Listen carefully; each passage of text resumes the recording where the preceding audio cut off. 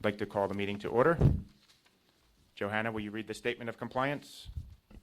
The notice requirement of the Open Public Meeting Act for this meeting have been satisfied. Copy of the annual meeting notice was sent to the Atlantic City Press, Star Ledger, posted on the bulletin board in the municipal building, the municipal website, and filed in the office of the municipal clerk. Please turn off all electronic devices. Please stand for the Pledge of Allegiance. Attention, salute.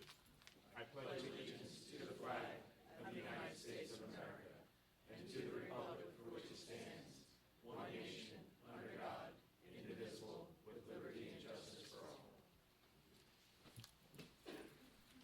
Johanna, please take the roll.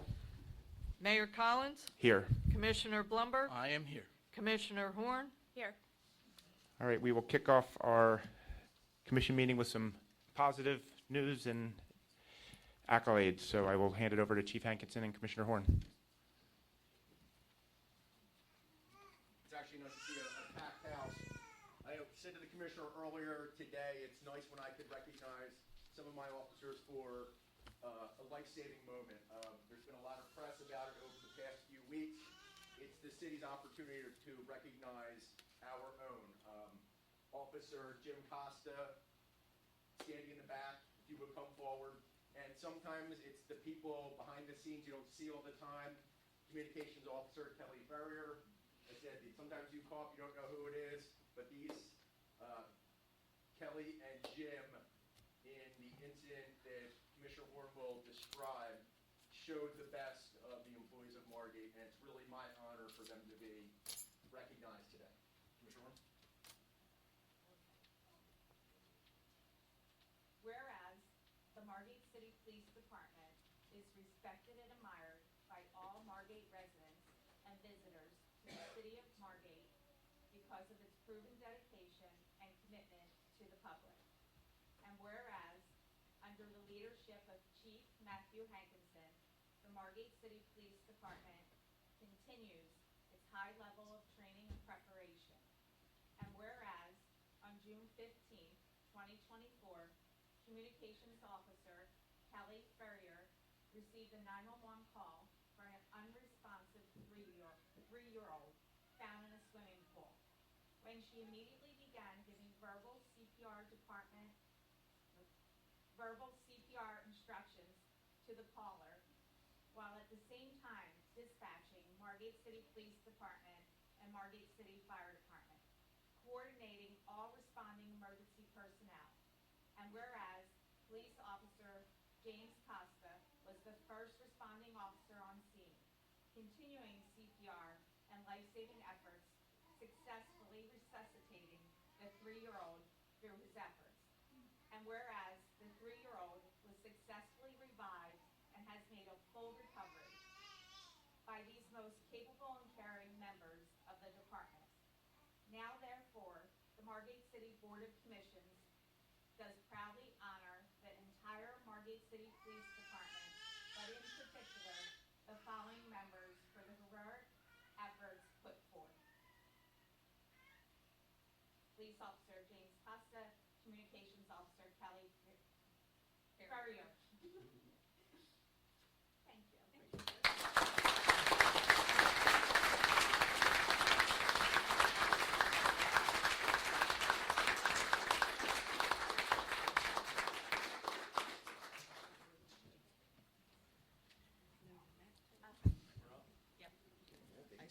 Thank you. And I say it all the time, I think our police and fire have the fastest response times, anywhere around, and we're very lucky to have them.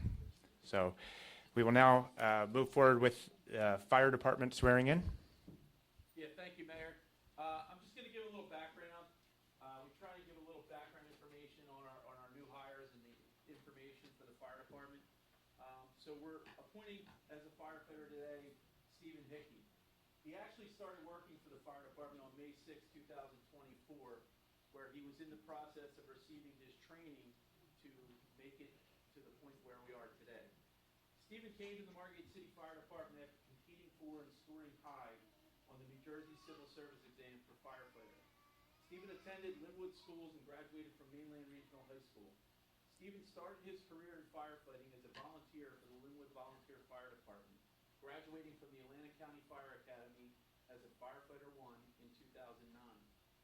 Stephen was a past EMT and recently passed the National Registry exam to reactivate his EMT certification.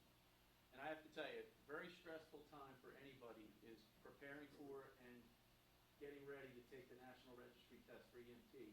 And I watched Stephen, this isn't part of my speech, but I watched Stephen in the background of the fire department in time. Whenever he had a free moment, he was putting his time and effort to study for this test and prepare for it. And he put hours upon hours into this and passed and did very well. Stephen served in the United States Marine Corps from January 2010 through January 2014. He served in a tour in Margate, southern Afghanistan, part of the Helmand province. He also served time at a base called Erdavi. Come on, correct me, Jeff, am I saying that right? In Afghanistan. He was honorably discharged, reaching the rank of E5 sergeant. Stephen moved back to Margate City and lived with his grandmother, Mary Collins, where he was her primary caregiver until her passing. Stephen is currently assigned to Platoon 4 and is one of our primary EMS personnel handling emergency calls. Stephen is the first veteran hired in the Margate City Fire Department since the early 1990s. Stephen, can you come forward and bring your family members that you would like to assist with the swearing-in process? And we're going to make sure we do this right. You're going to raise your right hand and you're going to put your left hand on the Bible. Maybe mom or someone can hold the Bible for you. I, Stephen Hickey Jr., I, Stephen Hickey Jr., do solemnly and sincerely promise and swear do solemnly and sincerely promise and swear that I will support the Constitution of the United States of America that I will support the Constitution of the United States of America and the Constitution of the State of New Jersey, and the Constitution of the State of New Jersey, and that I will faithfully, impartially, and justly and that I will faithfully, impartially, and justly perform and discharge all the duties of the office of firefighter perform and discharge all the duties of the office of firefighter in the fire department of the city of Margate in the fire department of the city of Margate to the best of my ability and understanding, to the best of my ability and understanding. so help me God. So help me God.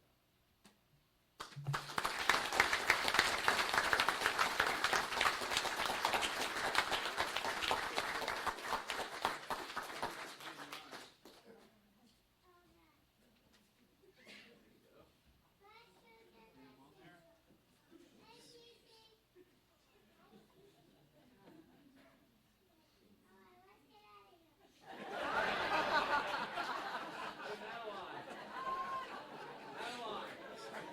you want to let everybody know what you call Uncle Stephen? What do you call Uncle Stephen, Madeline?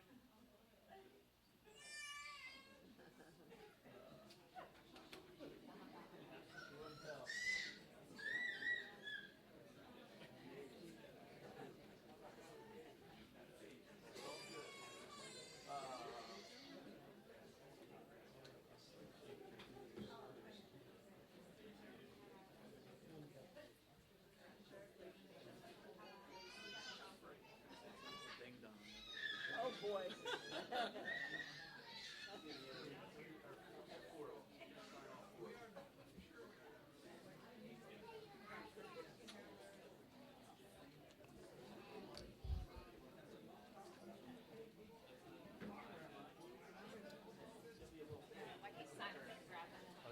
That's a good idea. Yeah. Thank you. I'll call you next week if I'll call you next week if I think of.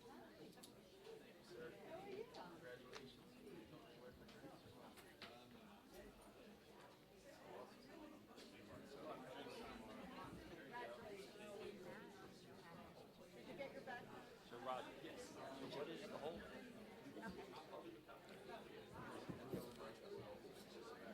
Jimmy's telling Gallagher you're the holdup. But he said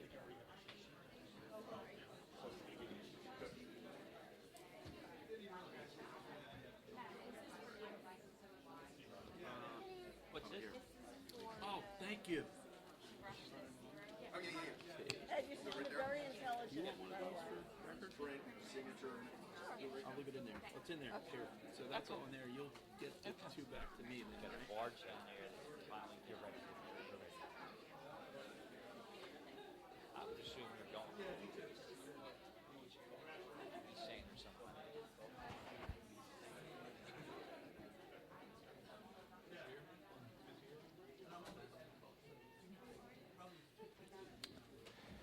She didn't say it. All right, we will now continue with the rest of our regular agenda.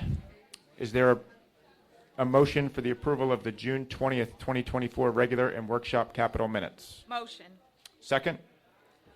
Mayor Collins? Yes. Commissioner Blumberg? Yes. Commissioner Horn? Yes. All right, we will now open up to public comment. Anyone has any comment, please step forward to the microphone, state your name and address. Now? My name is Sherry Felt Dratfield. I'm here with my husband, Simon Dratfield. We live at 104 South Exeter Avenue in Margate. We moved in 3 years ago, and we're permanent residents, and we vote. We're here to comment, and I'm standing up doing this, on ordinance number 1124, which is an ordinance of amending Chapter 203 outdoor dining of the Code of the City of Margate City, County of Atlantic, and State of New Jersey. Outdoor dining and sidewalk dining. And I must say that for the past 3 years, we moved from Ventnor, and we've been suffering a lot from the noise and the escalating hours of a restaurant bar that's near us, Robert's Place, on Essex Avenue. They have sidewalk dining, and they have an area that may have been a parking lot at some point. And they have very loud music until well after 10 o'clock at night. And I must say that our grandchildren, when they visit on Friday and Saturday nights, can't sleep even with the white noise machine, and our grandnieces and nephews. We cannot sit outside on our decks to talk with our friends when they come to visit. It is really a problem for us, as it is. And I understand from reading this, and I may not understand everything, but I understand that the idea is to amend it to enable restaurants and bars such as Robert's Place to extend their purview in terms of serving diners or alcohol even to people outside their private area and the adjacent area, which would mean that they might be able to, and it also seems that they've eliminated, although I'm not sure because I just read it quickly, to eliminate the requirement for off-site parking, and if that's 203(6) that was eliminated in this amendment.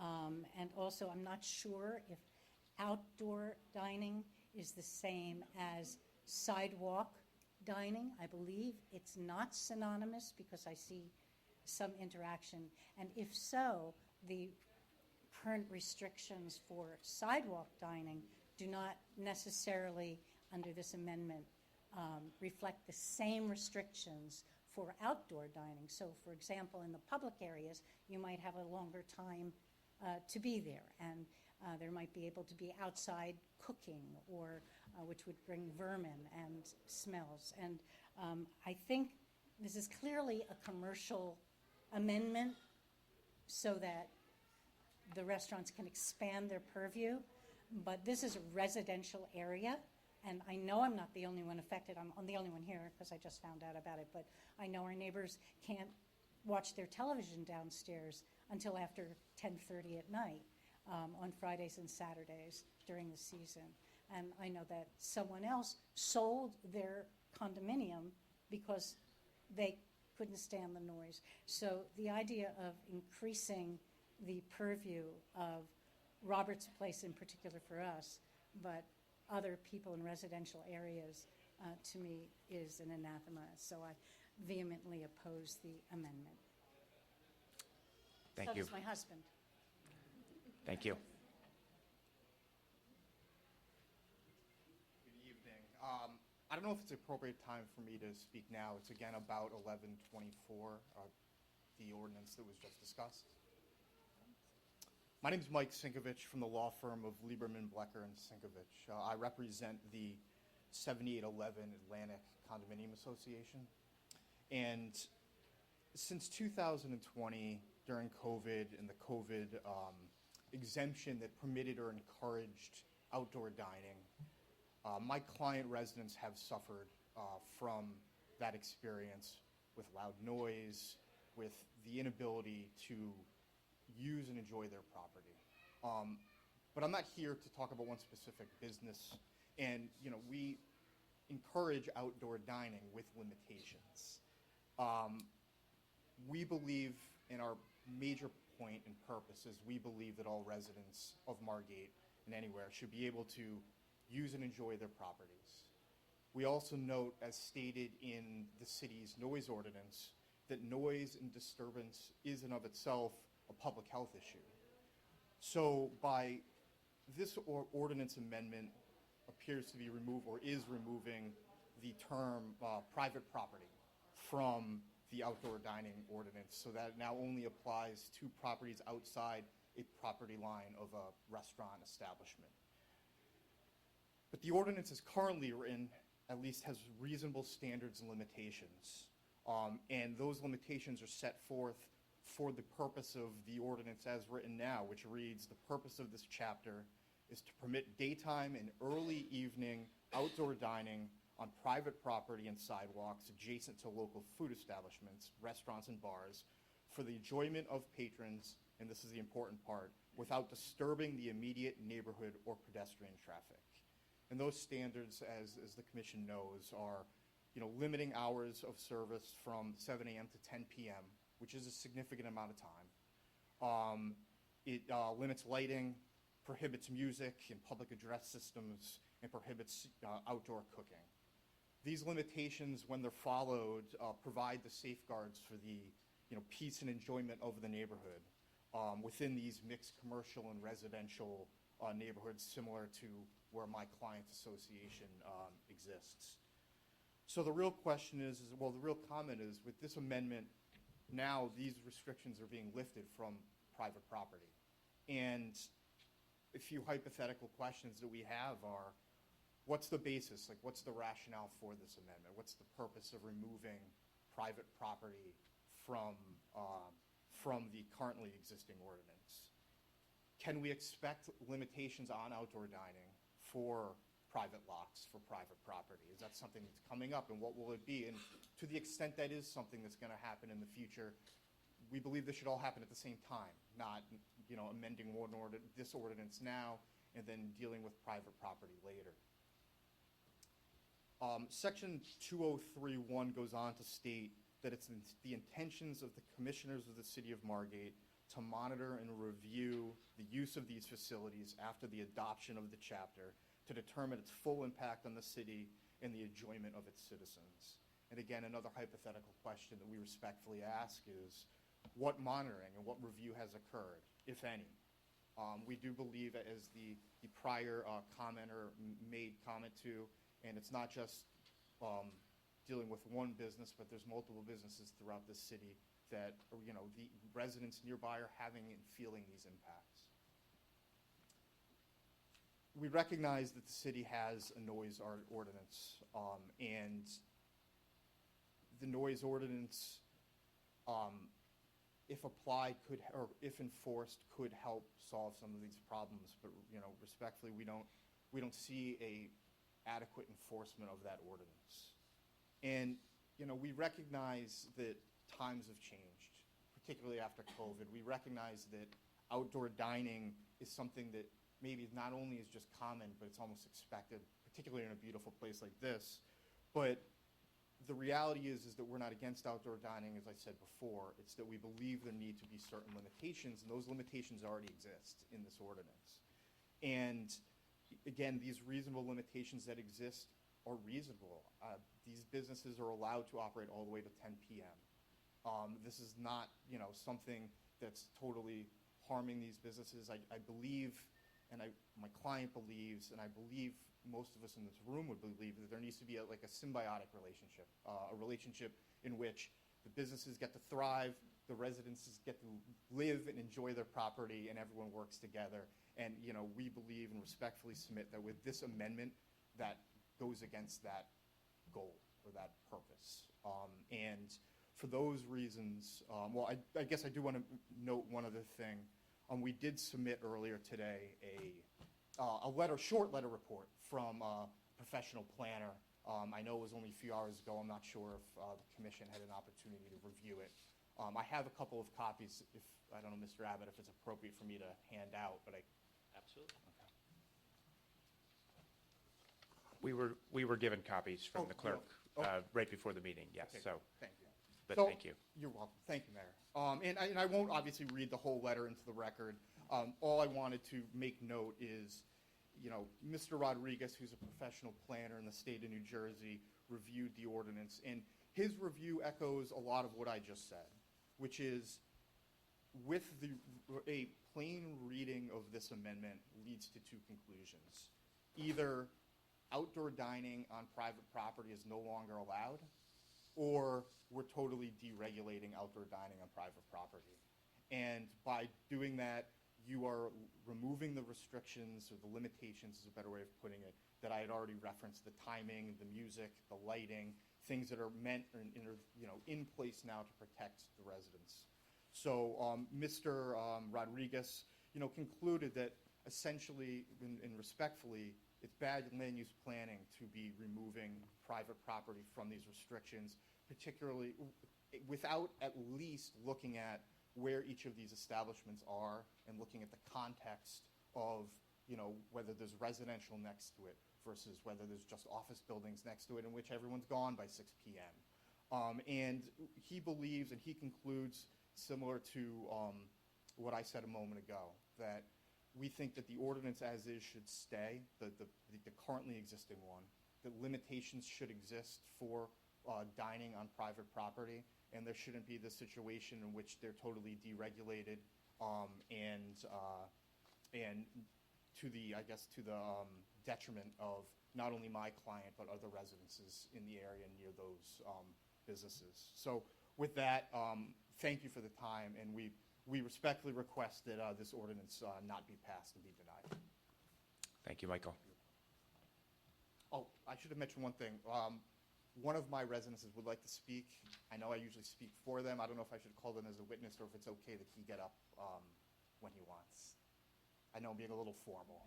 Mr. Abbott, what do you Too formal. It's all open for the public. Okay, thank you. Thanks, Mike. My name is Michael Hemshoff, 7811 Atlantic Avenue, and you just heard from our lawyers representing us. But from the residents of this building, I just want to restate that we already presented here before. We also, I think, been in some of the meetings with the city and with city solicitor and the chiefs here. We stated our opinions on how it's impacting our building and the residents in the building, from safety issues to obviously noise issues, to constant consumption of the alcohol on the sidewalks, to playing music late at night. Somebody said that till 10 o'clock. Well, it actually goes way past 11. At 10 o'clock, the live music stops, but now after 10, they pipe the music from the speakers. And at 10 o'clock, that all the service should stop as well, based on at least the current regulation. But the service of alcohol and food continues late into the night, even on the private property, not only and on the sidewalk, which regulation states it should stop. None of that is controlled, none of that is regulated, no one is there to police that, and it becomes our responsibility somehow to ask people to leave or to stop making the noise, and it's just unbearable. In fact, not knowing, I bought the property just in the middle of COVID in 2020, and the previous owner sold the property because of the noise and all the problems that this outdoor regulation was causing. I had no idea at the time, but being there now for 4 years, I see that firsthand, and I have a 5-year-old that same thing, cannot sleep, the noise is unbearable inside the house, the vibration from the speakers from the bass when the bands are playing is unbearable, and just, we have to find a way to coexist and regulate this. One more comment on the latest proposal is that the play of words outdoor and sidewalk, right, is very nicely done there, but for sure, right, if you interpret it properly, it removes all regulation on the outside dining, and it only applies to sidewalks. So basically, it stops at 10 o'clock on the sidewalk, which it never did anyway before, and now outside is allowed to continue, as we were told, up until 4 o'clock in the morning. And another thing we were told by members of this board is to say that if you don't like it, you are in the party town. I had no idea that Margate is a party town. But you in a party town and you in a commercial area, if you don't like it, leave. I don't think this is the right message to deliver to residents to say that leave if you don't like it. I think we need to find a way to resolve this problem and not force people to leave. Because we like it here. We enjoy the city. We enjoy the beach. We enjoy everything about it except the excessive noise that needs to be regulated. So, Thank you. thank you.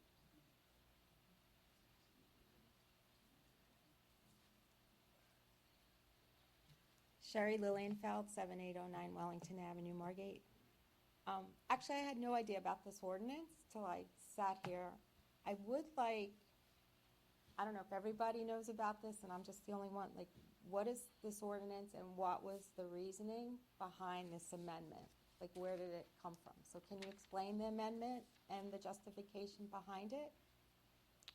Sure, Roger, I don't know if you want to assist here, but in basically COVID, the governor signed regulations that extended outdoor dining during COVID, and that he has passed for the past several years extensions on that deadline, and there's reason to believe he will continue to pass them or make those changes permanent. In the interim, as we were reviewing the ordinance, we realized that it, was not really up to speed as far as what we were allowing, and again, kind of tying into to the COVID situation and needed revision, and that's what kind of sparked the desire to take a look at it. So what is the exact revision? How is it currently reading and what is the amendment? So, Roger, I don't know if you want to add a summary. There actually be two amendments. One will deal, the litigation that was referenced brought this to a head, which I understand we've settled that now with about 7 conditions imposed. What we're doing now is we're amending the ordinance provisions that govern dining on sidewalk, and there will be another ordinance provision governing dining outside on private property. What we're doing now, right now, we're under the governor's order till November. It's actually a state law that will expire. So we're prepping for next year, and it's your input is welcome. And yes, we all have to try to live together. We've tried to resolve this dispute with Roberts. People who live right next door to Roberts have a problem with the noise, and so there will be a revision to the sidewalk ordinance, and there will be a revision to the restaurant ordinance. What is that exact revision? Well, you'd have to read it. It's pretty lengthy. Well, There you go. okay. See, you shall find. On the website. But there will be more I know, revisions to this, I and your didn't know. input and everybody's input is very welcome.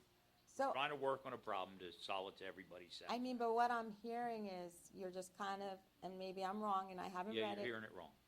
that you, so there will be restrictions on the time? There are absolutely restrictions, yes. Okay, I'm curious if it's allowed. Can the police, Music stops at 10. We've made it very clear that they have to call the police. Chief Hankinson actually attended a meeting with some of the owners, said, guys, it doesn't help us if all you do is complain at a meeting with us. You have to have our police there. Police will, Yeah. they're on top of it. yeah, I'm just, And just so you know, there have been 0 Yeah. phone calls past 10 o'clock. okay.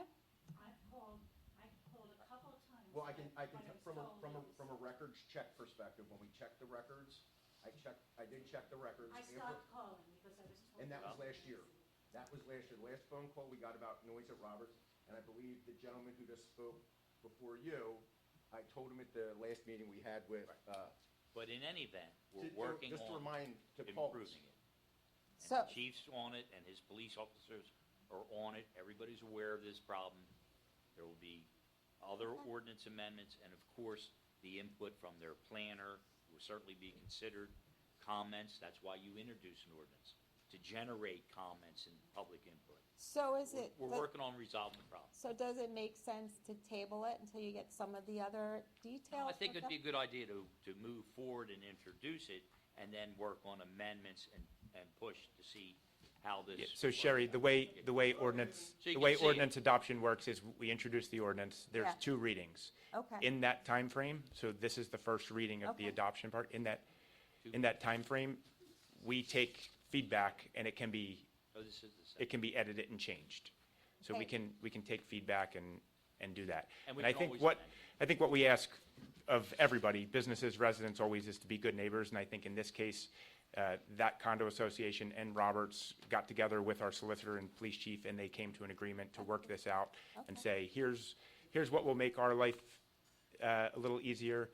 And they worked together, and as Scott said, I think there were 7 different conditions that Roberts agreed to alleviate the problem. So, that's kind of what we're asking for everybody to do. What- We want to support the businesses and also our residents. Yeah, sure, we want the businesses to thrive, but, because our community, there's not a very clear distinction between commercial and residential. They're really, really close, obviously. What's the distinguishment between like a private property versus what other kind of property is there?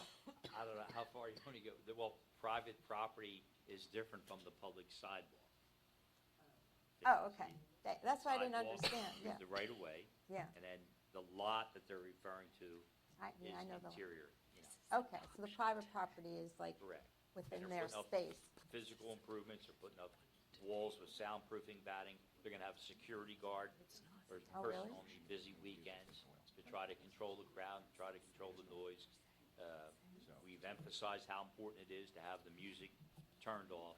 So we can't shut these bars down, and No. people choose to live near bars, but there has to be a happy medium, and that's what Happy we're trying to medium, get. yes. Hopefully, we'll get there. Okay, well, thank you for explaining, thank you. Thank you, Sherry. Good afternoon. My name is Sam Lashman, 119 North Hanover. I'd like to comment on 2 of the ordinances, 11, which I believe is on for adoption, which I'm just hearing comments for the first time. I know in other cities, there's a problem with noise. It's a bad idea. There are no real decibel meters that can be enforced. It's just a constant problem. I don't think it's limited to just Roberts.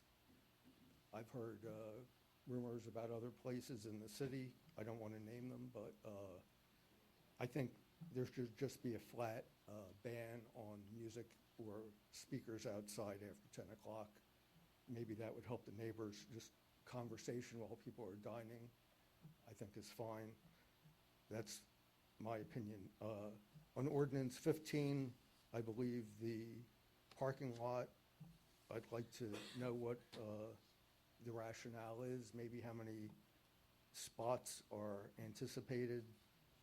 I just don't understand the rationale, and hopefully you can explain that. I understand that one is the first reading and the noise is the second reading, so thank you for your time.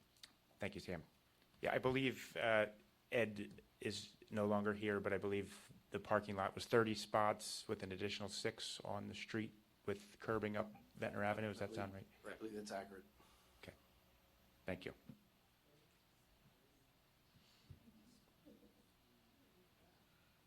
Speaking of quiet use and peaceful enjoyment of one's home, it's not an ordinance, it's just You have to state your reality. name on the record, please. Yes, I am. Gray LeCouillet. I own but no longer live at 3 Dolphin Drive for reasons which I will explain. I remember recently you became very involved and excited and apologetic about some minor foot sports celebrity had an altercation in a restaurant where some, I guess, Karen sassed him, and you thought everybody should have the right to a nice date night in Margate. He doesn't live here, was visiting, and you gave him free meals, everything. Does that extend to the citizens who actually lived here with their families for almost 70 years, since 1955, or 62 or 65? I'm just going to read this because I fought with the police. This is the second round after 2.5, 3 years ago, when I was first told I did not live in a good homosexual area. I should not be here. There are no homosexuals in this area. One way or another, you're going to be gone. We are gone. I moved my 95-year-old mother out of her home because the police did nothing about stopping these people from harassing and calling all night and stomping on the flowers and attacking the house. Anyway, that went on for a while. Got to the municipal court here, called me a queer in front of the judge. The judge reprimanded him, recused himself in Atlantic City. It took 2.5 years to get to Hamilton. He finally pled guilty to 2 charges of harassment. Everything else got thrown out. First time I saw him again was last week. I now rent the place out to try to meet the taxes while we try to sell it because I can't live for it anymore. Here, I'm going to read you the police report because I've heard nothing back from it after a week. I've called, I've followed up, I've emailed, I've heard nothing back. On July 9th, 2024, at approximately 3:20 p.m., Kenneth A. Rose of 509 North Union Avenue, Margate, was standing on the street, peering into the windows of my property at 3 Dolphin Drive as I was vacuuming inside on the second story, giving me the middle finger. When he saw me notice him, he yelled up that, "You're a piece of shit." Then he said, "Fuck you, go fuck yourself." He has already pled guilty to 2 counts of harassment against me from 2 to 3 years ago. This is the first contact I've had with him since his conviction. Rose then said, "I hope I'm the reason you're finally getting your queer ass out of this neighborhood." I responded that he is, and that a civil action is coming. Rose then pointed to the for sale sign on my front lawn and said, "It's a wonder your house hasn't flown off the market already. It's probably because nobody wants to buy a house from a homosexual. They're probably afraid they'll get AIDS." I informed him I was going to the police, and he got into his closed the sliding door of the balcony. He got back in his car and drove away. This is my second round with these people. The sister has been harassing my tenants, trashing me through the neighborhood. We don't live there anymore again. We're trying to sell it. We now live in a lovely homosexual area in Linwood. I have 2 nice lesbians next door. Gay guy across the street, his father died. This one's got a gays and gays. I didn't want to have to go to a gay ghetto to get out of Margate. I thought, after living here since 1962, it wasn't an issue. Apparently it's an issue. Your city fucking sucks now. I'm sorry. It's just not great. Nobody cares. When I first reported this, I had a recording of it with him identifying himself. I am the brother of the one who lives next door. I got it to, I think it was Jessica Bain, the one lesbian on the police force. She was very nice, very kind. She heard it, said, "I think this is a hate crime." I said, "I do too." She went to file it as such. She came back. My supervisor won't let me file it as a hate crime. Presumably because there's no crime in Margate. There's crime in Margate. I know you don't want to hear it. It's not a great city anymore. It's turned into this. So I was talking to the court. She suggested I come and tell you at this meeting. Actually, she said I should come here last night at 4 o'clock. I did. You weren't here. So I looked online, and apparently it's now. I don't know if this is the right time to address it. I'm addressing it with you now. If the sports figures are, oh my God, we have to make it nice for them, how about the people who actually live or lived here? Because this city has become just crap. Thank you.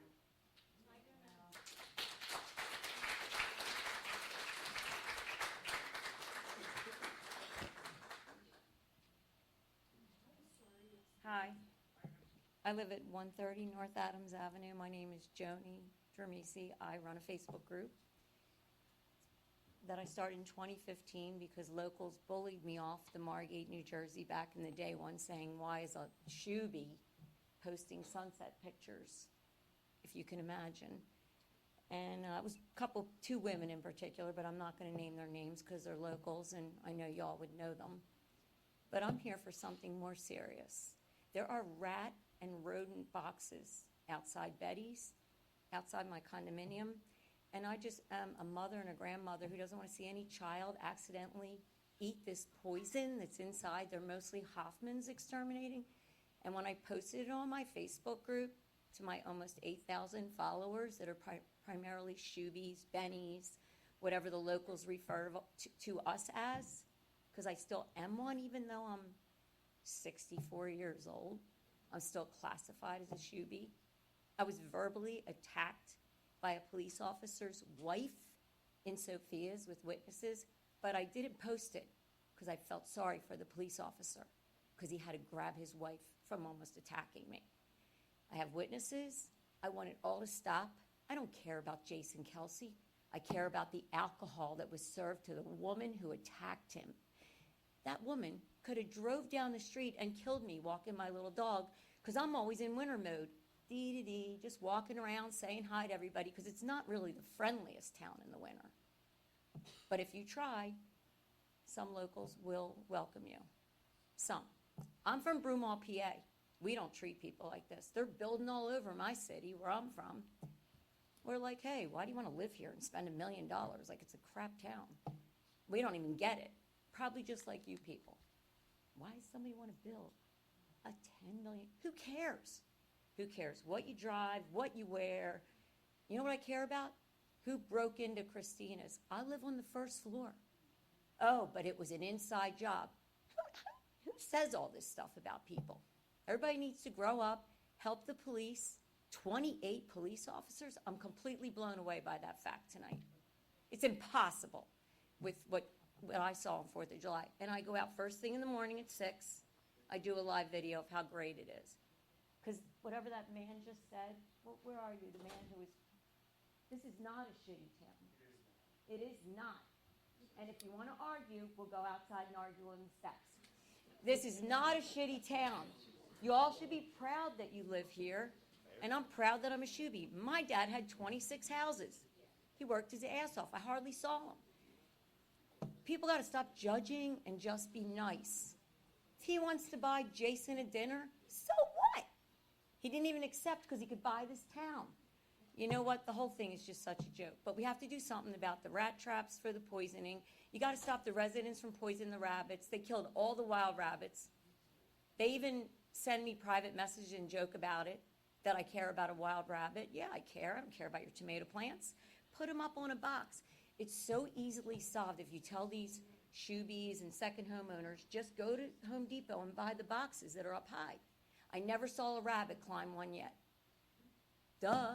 And we have to stop the chemicals on the lawns because we flood bad back there. We have to stop the chemicals. They're all going, mulch, everything. It's going right in my bay. It's my bay. Ask anybody. I'm there like 7 times a week. 7 days a week, I mean, all day long. But it's not a crappy town. It's a beautiful town. I love it here. I mean, I could have stayed. I could live anywhere in the world, and I picked here. So if you could just maybe make it a little less chemically and put some Mr. Yuck stickers on, so no, because those rats and mice go in those boxes, they eat that poison, and they might go to your yard, and your yard. Your kid drops a lollipop. That's how it works. Anyway, thanks for listening. Thank you. But you can follow my Facebook group and hear some more. Great, thank you. Thanks for all your input, all the locals who send me private messages that are scared to write. Hello. How you doing? My name is Sergio Polikov. I live on 9504 Amherst Avenue. I'm here with my neighbors. I like to talk about memories. So, memories is basically a memory what it used to be. They're catering to a whole different demographics. Let me tell you how the night usually begins. The night usually starts off with an ambulance in front of the place, a police car, and that's to start off at 12 o'clock. By 1 o'clock, we have all the Uber drivers blocking our street. You can't even get in, get out. It's all chaos. There's drug dealers in front of our property, selling drugs, doing drugs. People are throwing up, urinating on our property all night long. This does not end until 4:30 in the morning. We come here to get some peace. You're not sleeping until 4:30 in the morning. I'm chasing people off the property all night long. I'm exhausted by 5 o'clock in the morning. I'm exhausted. I've asked police officers to stand at the corner of Jefferson and Amherst Avenue, at the corner. They don't stand there. They're standing 8 police officers in front of Memories. Why do we need 8 police officers there?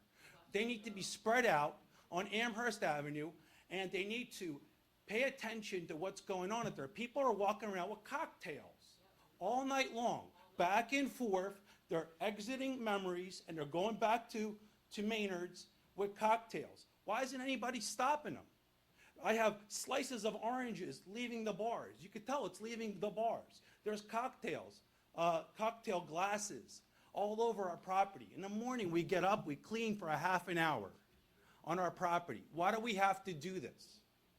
We come there for some peace. I haven't slept in over a month. It's ridiculous. Any one of my neighbors would contest and tell you that it's nothing but a nightmare for the past month. Why is this one nuisance business going to devalue our entire properties? People want to sell. I'm thinking about selling. Thank you.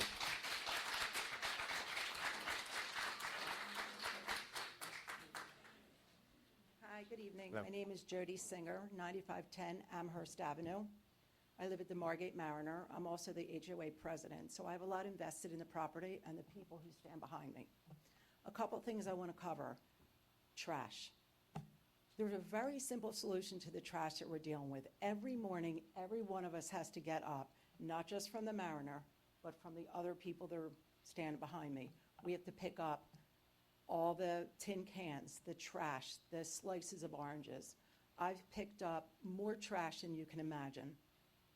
Simple solution is getting trash cans along the side of Amherst Avenue, not on the boardwalk side, on the Amherst side. I don't blame the kids for just dropping the trash along the way. There literally is nowhere to put trash, literally nowhere to put trash. The Margate Manor has a wall that stretches from Memories down to the beginning of the gentleman that just spoke, literally lined up with high noon cans or whatever the product is. Simple solution. So let's kind of just at least take one small step and work through the trash situation. I think that is a totally easy thing to do. The noise. There's no way to explain what the people on especially the Madison side, which are all present in the room. And I'm going to tell you an incident that happened to me personally. Because I care about my property, I was doing a walk around at approximately 1:30 in the morning 2 weeks ago, or maybe 3 weeks ago. It's so out of control there. The police are outnumbered, the security are outnumbered, and it has become almost unbearable, especially for the people on the Madison side. One night, there were 4 SUVs literally parked in front of Memories. I know how to read a room. I also know how to speak to authorities. I walked up to one of the SUVs and I said, "Excuse me, is there any way possible to get one of these 3 SUVs just to be posted on Madison Avenue? It'll be a little intimidating for the people that are walking that street. They're fighting, they're screaming, they're cursing, they're throwing up, they're having sex in between cars. It's unbearable." Here's the response that I got from the police. And I quote, and I am not exaggerating, "Do not tell me how to do my job. You are irritating me." That, I literally just walked away. I was not going to take my life in my hands and end up in jail because I was ready to go battle with that remark that was said to me from a police officer. All I asked was simply, can one of 4 cars be situated in the most condensed trouble spot on Madison Avenue? Another easy solution, as that gentleman said, spread the cops out. It's not enough just to have them right in front. What is going on along the streets? Amherst, Madison, Amherst, Jefferson. It is unbearable what these people are dealing with. The decibels of noise somehow has to be monitored. I do talk to the owner of Memories. Once a week we have a conversation. He keeps trying to figure out how to bring the decibels down. They put in a supersonic sound system with 10 speakers outside and a sound system inside that is so intense. Is there any way to know what the decibels are so there can be some kind of control?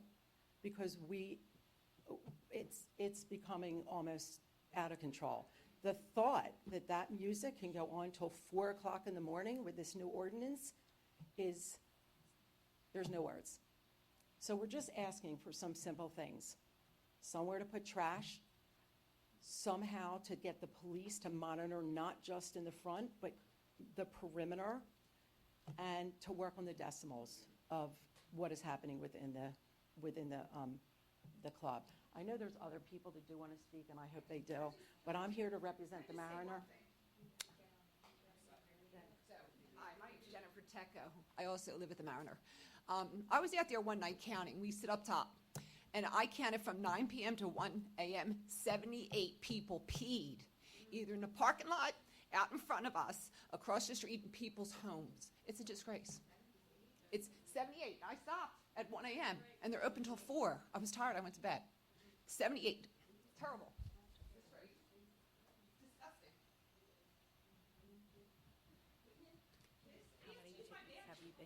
Hi, my name's Joan Germanata. I also live at the Mariner. I am 1 unit away from being next door to them. It is completely out of control and obnoxious. These people are urinating. Madison Avenue has become a public toilet. It is a disgrace. Listen, I live in South Philly. I'll show you a disgrace.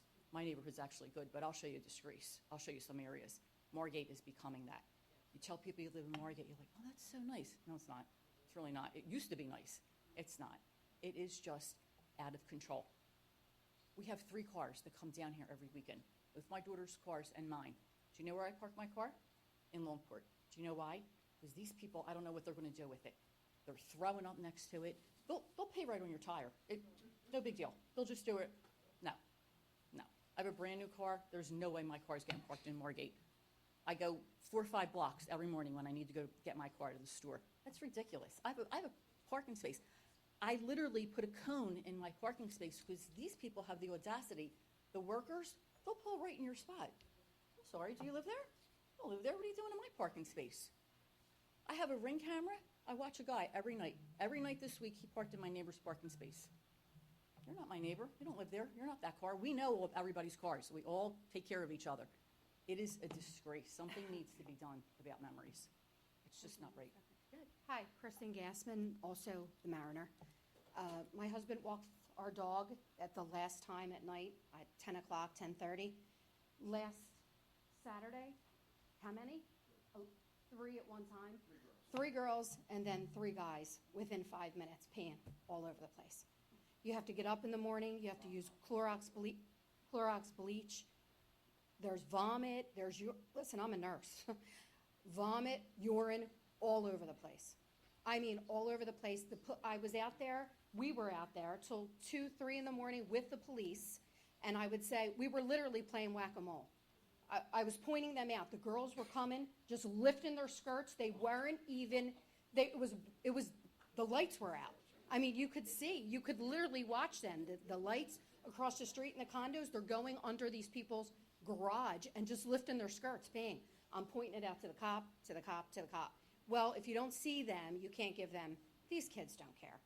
They do not care if you give them a ticket. They don't.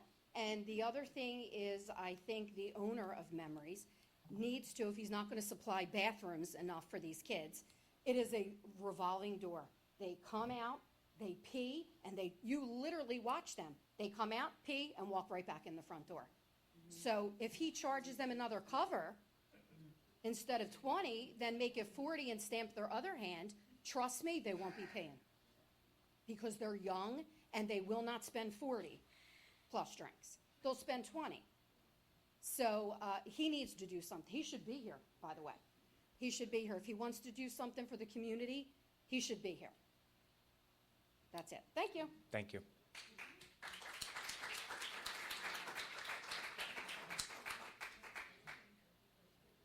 Fred Tercey, 9400 Amherst.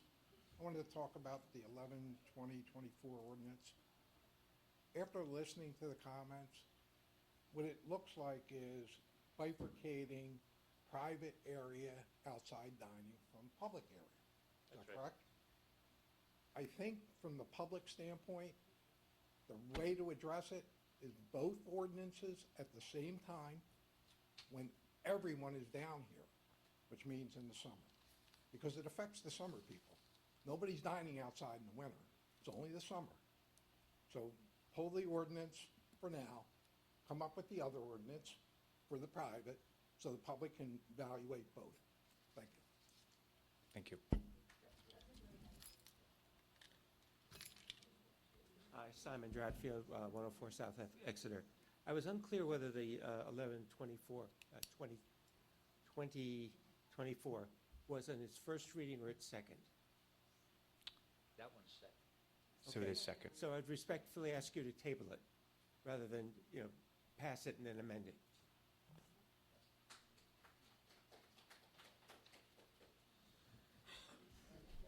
Kathy Heitzman, 22 South Adams Avenue, but I've been living in Margate over 15 years. As you hear all these people, for memories, think about Tequila Sunrise. No parking. It's going to be unsafe. When I drive past there on my way to Summers Point, there is a house, literally where Mike Collins is, the mayor. There's a house right there where the music is going to be. They're claiming that they will have special walls so that the music will not bother anybody. There are two houses. If you go down Monroe. If you can walk, because of all the debris, there's a condominium that's about a driveway away, and the same thing on Veterinary Avenue. This town is a beautiful town. As was said, I totally agree. But it's turning into a kid's crazy town that we don't need. I came here because of the beauty of it. I left Long Beach Island because of that. And I don't want to leave again, but Sherry could be my realtor. Mayor, my name is Catherine Daly. I live at 9504 Amherst Avenue, Unit 6. We live next to the Mariner. So we are one of the ones that have our cars are right as these kids, young kids, which I have a question for the chief of police. Are they permitted to walk out of the bar with the cocktails? That should be monitored by the bar as they leave the bar. They should be telling. Yeah. I'm just telling you. I understand that, and I get that, but they should be monitoring when patrons are leaving their business that they don't leave with to-go cups. Okay, we, across the street. May I interrupt? No. A lot of these liquor licenses are extended to the edge of the sidewalk. So yes, they technically can walk Well, they outside. are, I think we counted the way someone mentioned counting, and we had counted, and there had to be between the high noons, the kids were carrying them, and many of them do not even look 21. But apparently, maybe they are. I don't know what they do. I don't know if there's fake IDs or what's going on there. But they come, they sit on our cars. They sat on my husband's car last week. They leave their cocktails there. The urinating is insane. I mean, you can't. And I literally grew up here. We've had our own house here. This is our 12th summer. And my grandma and my nana had a house behind Marvin Gardens in that little section over there. And it was a beautiful place. I mean, I don't even think Margate rented till 2010. But now, and it's scary because we love our place, just like everyone over here said. But these kids are out of control. And God bless the police officers, but they do not move off of that. We have walked up there and asked them. There are a few that are very snotty and say very nasty remarks to us. And we are the residents, and we are paying taxes, right? And no one, I mean, we have 6 units in our building, and no one's sleeping. And 10 o'clock at night, I would be thrilled with 10 o'clock at night. 2, 3, 3:15. Last week at 4 in the morning, a kid across the street and a bunch of other kids were screaming they wanted cigarettes for a good half an hour, with the F word being in every other word. It's just, it's getting crazy, and everybody's really upset. And the Ubers, they're blocking our cars in constantly. They're parking in our spots. Last week, a guy left his car in one interior side. I walked across the street. I talked to everyone at the water park, which we have learned, they're nice people, the water park people. I walked up and down. We asked. We waited. Called a tow company. Mayor. We don't usually do that. A couple of the residents came up. The tow company, he didn't park enough to block this guy in. He must have been at the water park, came running over, pulled out, missed the kid by about this much. And that's another thing. the bike lane, they drive their fast cars up and down the bike lane all night. All you hear are these loud murders, and I don't understand. I mean, I would think the police hear it, but I don't understand what their position is anymore on any of this.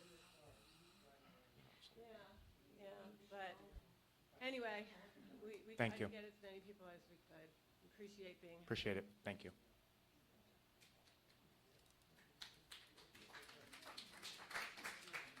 Hi, I'm Carrie. I live at 7804 Monmouth. I'm sorry, your name again? Carrie Jevick, 7804 Okay. Monmouth. Hi. Thank you. I can't follow that act. That's a good one. This is, I'm in the other side of town. I'm questioning ordinance number 15, the parking lot. This is sort of the first I'm hearing about it. I know part of it's, shame on me, but I don't really understand a little more framework around that. Is this going to be metered parking, overnight parking? Because I come up that, I really think when you put 30 spots there, as it is, crossing there is completely dangerous. We get killed almost every day, even walking in the crosswalk. So putting 30 cars, I understand that there's restaurants, just like Roberts, and now Taco Cat's not in existence anymore, but Boca is a big push for more parking, and I can respect that. But is it, that's the intention of it, or is that just to become 4-hour parking where people are, littering, parking, going to bars, wherever they're doing? So I guess I wanted to understand, is it like a 2-hour metered parking, or is it just a free-for-all going to be on the end of that street? So the desire of the parking in general was to try to alleviate the parking problems in our business districts, that being one of our downtown business districts. We have not finalized specifics, but I know the chief has spoken about limiting that to maybe 1 hour or 2 hour. That came up at our last department head meeting. Okay. Has not been finalized, but the design is to meter it so that we have turnover, so that people aren't parking there, going to the beach for 8 hours and filling the lot. The idea is Right. to support the businesses, have high turnover. I mean, the whole reason behind the metered parking is that, so that there is turnover in spots, so that we are helping people that are trying to find parking, which we all know is a challenge in every part of the town. That's kind of what I was most concerned about, is I understand you got to have parking, but I didn't want it to be 8 hours, it become something like that, because then it would work against the businesses, because people are illegally parking. I'm like, I walk up Exeter, you can't even cross, people are at yoga, you can't move. And people are speeding, as she mentioned, down Exeter, and it's a tight little street, and we have little kids always, there. So that, I appreciate the 1 hour turnover. Thank you. Thank you. I appreciate it. Thank you.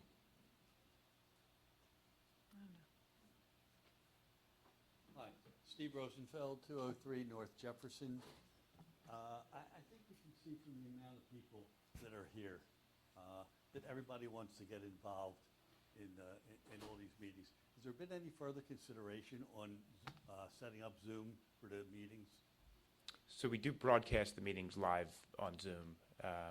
They are they're recorded. The audio, they are recorded. So there's no video, but there is audio. No, there is no comment. There's no reply, so you're listening, but you're not participating in the meeting. You're listening, and that's it. It's not participation. Yeah, and I think, this has come up a few times in the past. I would encourage anyone, call City Hall. I will happily meet with your entire group, sit down. We can, it happened, I get emails all the time, people asking to meet. We meet at City Hall, we discuss issues, resolve them. More than happy to work with everybody. And that's great, but not all of us can get here. Not all of us can call you. Some of us spend the winters down in Florida, but we'd still like to be involved in the community. So it just makes it difficult without it. And I'd like you to consider it. Okay, thank you. All right? Appreciate it. Sorry. I just asked one thing. I just Name asked, again, please. You have to restate. Sergio Polikoff, Thank you. 9504 Amherst Avenue. I just asked one thing. For the commissioner, for the mayor, you guys to get together at 4:30 in the morning and see the chaos that we deal with, for you to witness it. We could tell you 100 times, but for you to get the entire picture in your head, to witness what we're dealing with as neighbors, as owners on this property. We're beat up. We've had enough. I mean, it seems like this business is more important than us. This business will devalue that neighborhood. People will be selling in mass quantities, I promise you. Properties are gonna be a lot cheaper there. Nobody's gonna wanna buy a property around Memories. It's gonna be a conversation. I ask the two of you, please drive down here at 4:30 in the morning. I know it's a lot to ask. 4:30 in the morning. Come down there and take a look what the hell's going on. You're not gonna believe it. 4:30, that's when they all get released. That's when they all get out, at 4:30. It's absolute chaos. I have lights on. I installed lights 2 weeks ago outside to get rid of them. They're still dropping their pants in the middle of the lights. I can't believe it. It's absolute chaos. Please, go take a look at it together at 4:30 in the morning. Thank you.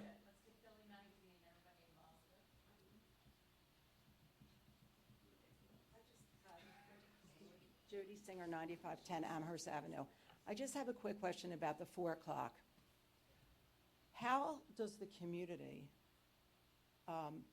actually request a change in that eventually one day? I mean, 4 o'clock in the morning seems almost unreasonable for bars to be open till, especially thinking about this new ordinance, that if they were allowed. So is there any way that us as a community can bring forth a change? What can we do? Because 4 o'clock, nothing good happens past 2. Seriously. It used to be 12. We'll give it 2. 4 o'clock, it's insanity. Is there anything as a community that we can do to change that? So I can't speak to when the 4 o'clock timeframe was put in. Right. I mean, I grew up here, and it's 1970 been in. probably. It's been in for Yeah. for as long as I we grew up. change that? And I think, just to clarify, the outdoor dining ordinance with the 10 p.m. That's not extending to 4 Okay, a.m. good. That is So being even held to taking 10 that off, p.m. thank you, even taking that off the table, 4 o'clock is still, there's nothing but trouble in that. Yeah, so I think, I certainly respect everybody that's here today, all of the complaints. It's, enlightening, to hear, what everybody's experiencing. And, we will certainly, all things on the table to be considered and, as we look forward. So is there something that we as a community can do to change the 4 o'clock rule? Who made the rule up? How does it get changed? That I can't tell you. I mean, I that can was, tell you. Back in the 70s, it was voted upon. It Okay. was voted by an ordinance at 4. Okay. The argument, actually, the recommendation to not have all the people hit the street at one time was just go 24 hours. Oh, my dear Lord. Well, think about it. You're complaining because all these people leave the bar at these nightclubs at one time. Whereas if it's 24 hours, they filter out. If you make it 12 or 2 o'clock, Okay. So, if you make it Say, 12 all right. o'clock. please, everybody, All right. let the solicitor talk. It's a lot more people hitting Okay. the street at one time. so it was voted upon. Actually, the other way around. It was voted upon in the 70s to stay open to 4 o'clock. How could there be a new, how could there be a new vote to change that? Yeah, I guess you could. Yeah, so I'm asking as a community, how do we bring that to a vote? But I'm Ms. just Singer, I cautioning think you. the Look bigger at- picture is whether it's 2 or 4, Right, it's let's get some True, control. Yeah. But it gets worse and worse and Right. worse. It gets, I think and the music, yeah, like it's. the better solution really would be to get more of a handle on these Yes, places. true. This is brand new owner, Memories, is Yes, that what it is? yeah. Yeah, because I guess when Jerry was there, it was probably quiet. True, right? yeah. It was once a week, really, but it's also what I was saying about the police, that we need to have a little bit more, the fact And that what I is it, was. Friday and Saturday Yeah, night? and the trash, so, but, And the trash. yeah, so, thank you.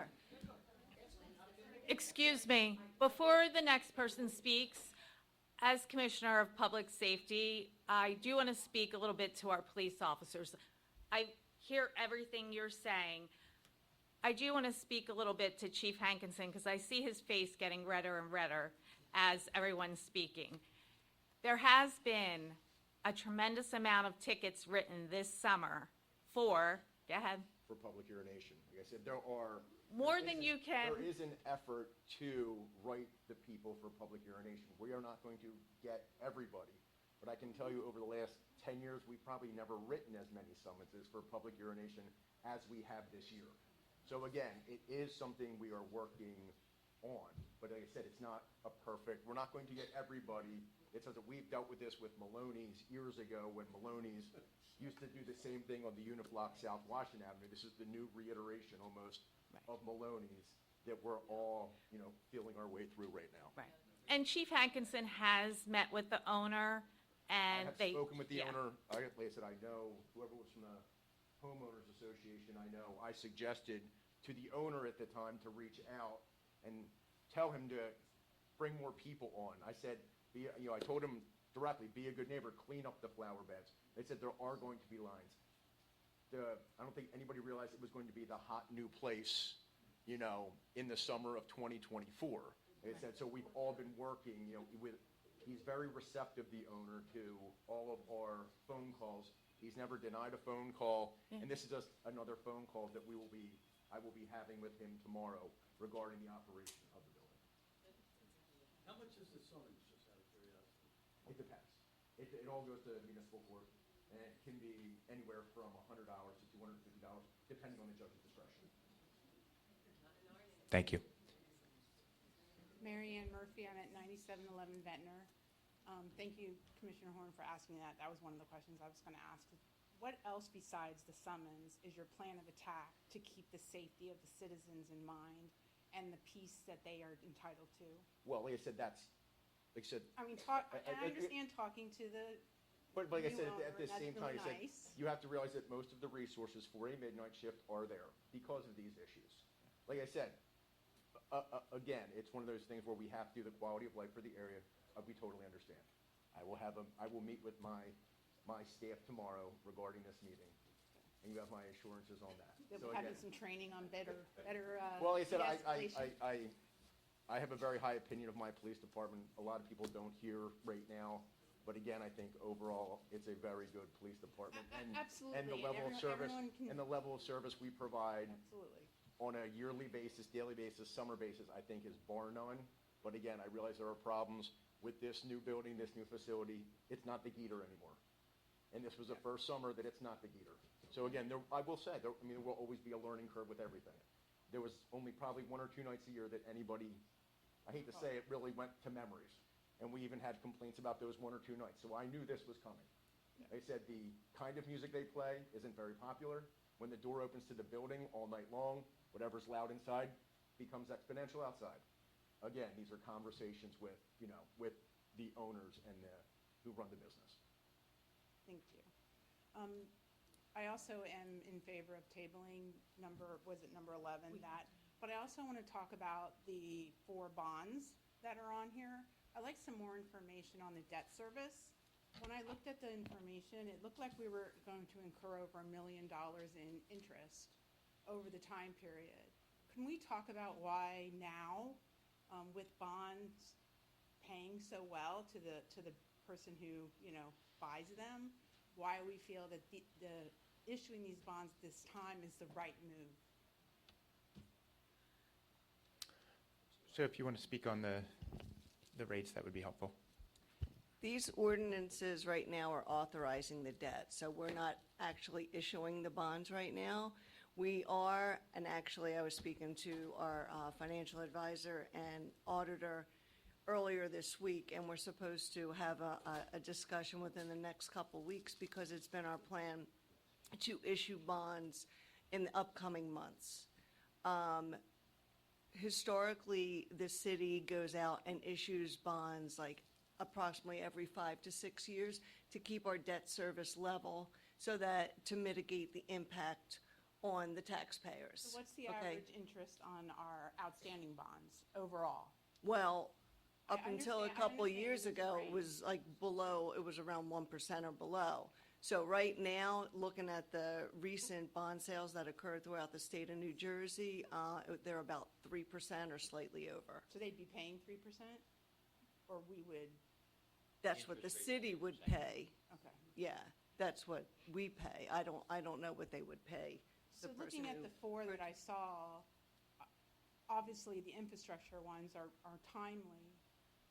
Looking at the parking lot one, is it possible to defer that till the bond market is more favorable in our favor so that we don't have that type of added debt service?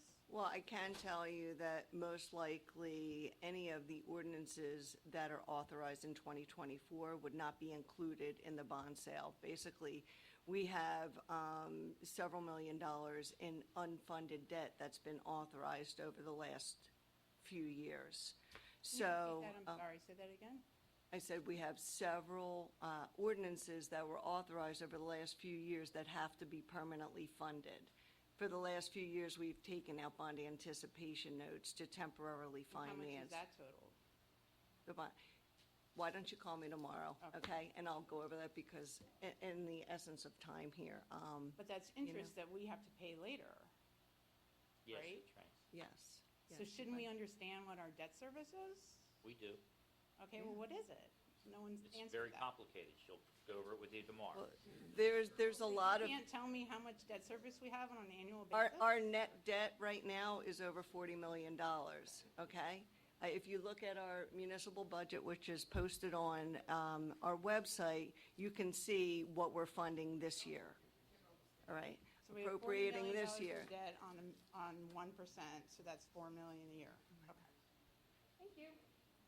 Thank you.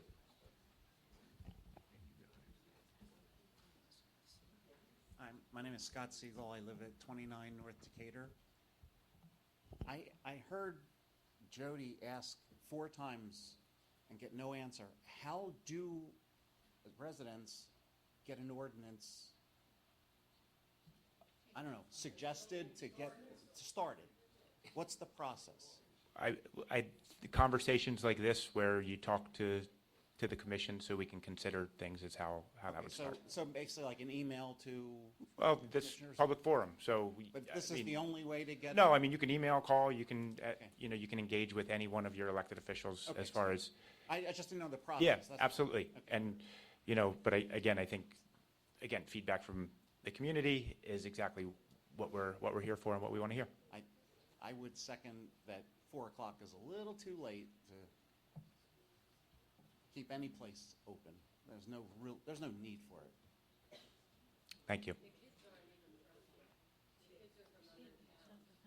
I just want to ask one question. So I think Your you've name heard, and sorry. address again, please. Michael Amashoff, 7811 of Lanning Thank you. Avenue. I think you've heard on the outside dining ordinance quite a lot today, right? So from a lot of residents.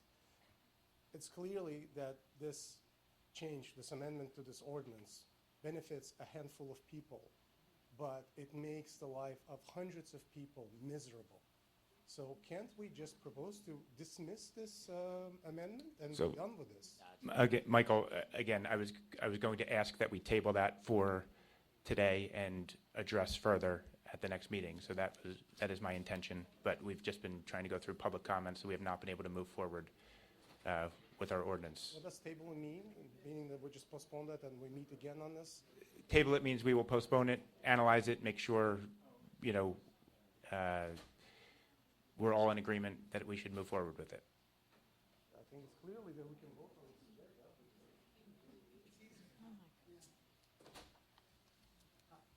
My name is Salvatore Calabrese. I represent Ivory Beach Condominium. And if you're going to table Ordinance 11, I would just like to give you my statement. Just drop it off to you, or do you want to, is that easier for you? That's fine. Yeah, The sure. only problem I have is really decibel levels. And over the past 20 years that we lived at Ivory Beach, we have a lot of noise coming from Lucy or probably the greenhouse. So we could register at 85 decibels in our house using our phones or devices, whereas the cops or police won't recognize our devices and need some kind of engineering.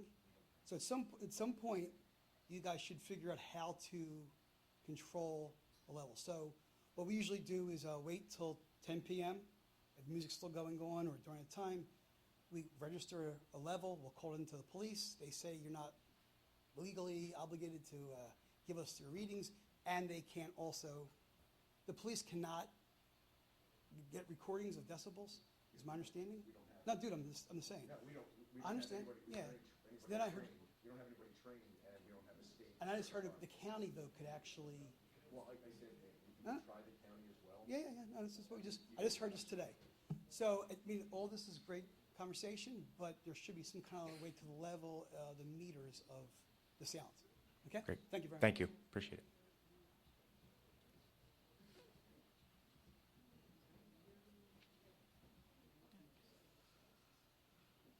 Fred Tercey, 9400 Amherst. I just want to say about the decibel levels, people probably don't know this, but when it's a commercial building, the New Jersey Department of Environmental Protection governs noise in New Jersey. You have local ordinances that usually are either the same level or more restrictive. The county Board of Health, the Atlantic County Board of Health is responsible, so if you have a problem, you can call them and they'll put a meter out. If it's, a serious problem. There's a whole process that, that they'll go through. Obviously, if it's at night and the weekends, they gotta get somebody there, and it's a scheduling issue. And then they get, they'll serve a notice. They may fine them, may not, depending on if the person or the entity addresses it. But I would suggest it probably makes sense to get training. Get a device, get training, and get someone to, for the local, because it also, the local ordinances apply residential to residential primarily, so. Thanks. Thank you.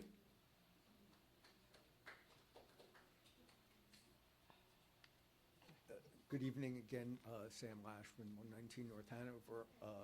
I'm hearing the comments again. I do think we have a good police department, and I've lived here for a while, but I have a question if they're tracking the source of the complaints. Let's say if somebody gets a ticket and people are asked, where did you come from, memories, whatever other place. I don't know if that's being tracked. It's done by location, so pretty much if you have Jefferson and Amherst, the assumption is, but we really can't track where somebody's coming from. Okay, that would be my suggestion if people that are getting tickets are asked where they're coming from, and that maybe get. They could have been at both. They could They have could have- started at Maynard's and then, the bottom line is you shouldn't be peeing in someone's lawn. I know, but I think some of the people might understand what I'm getting at as to the number of complaints generated by certain establishments. They can be spoken to, and I think that might be a solution. When the people are getting tickets, if they're just asked, maybe I'm not saying they always tell the truth either about where they've been, but I think it might be good to track them, and then there are one or two scofflaws, something can be done about that. Thank you. Great. Thank you, Sam.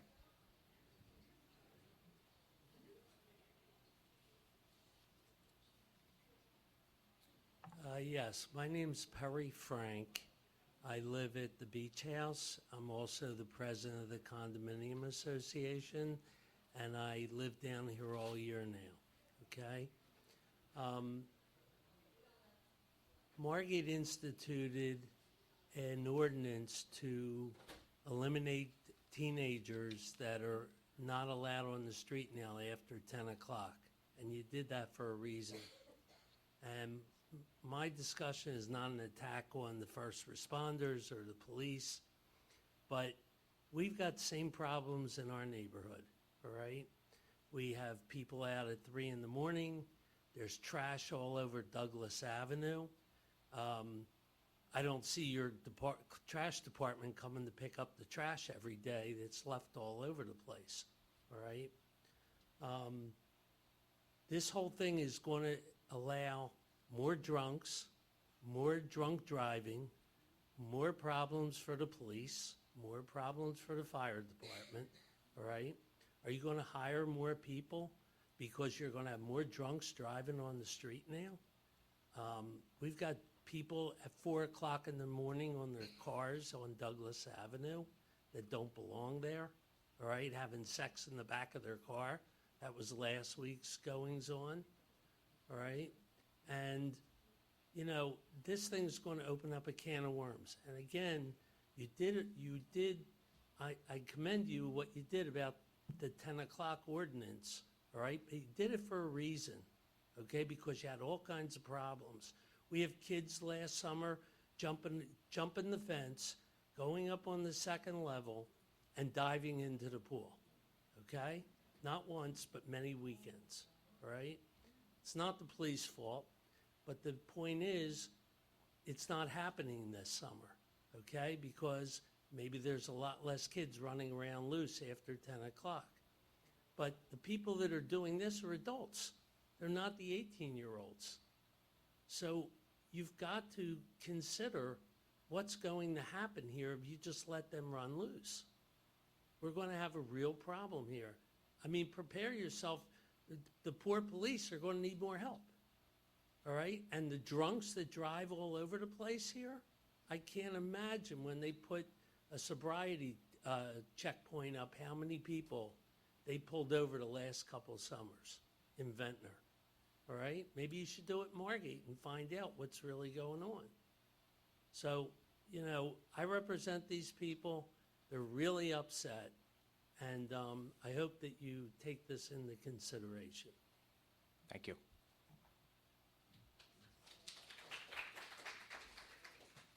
Steve Altman, 9003 Amherst Avenue, Margate.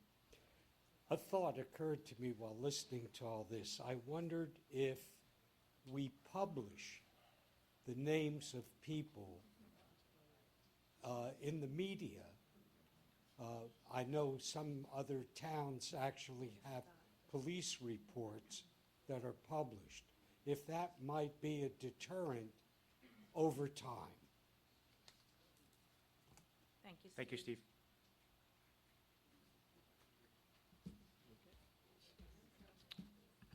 All right, is there a motion to close public comment? Hi, Alana Alexander, 9704 Ventnor Avenue. Just going on what Steve mentioned about the Zoom. There's so much going on in Margate, as we all spoke about tonight, and moving forward. A lot of us do go, as Steve mentioned, to Florida for the winters. Going back to the Zoom, is there any way that we can really try and get us onto a Zoom?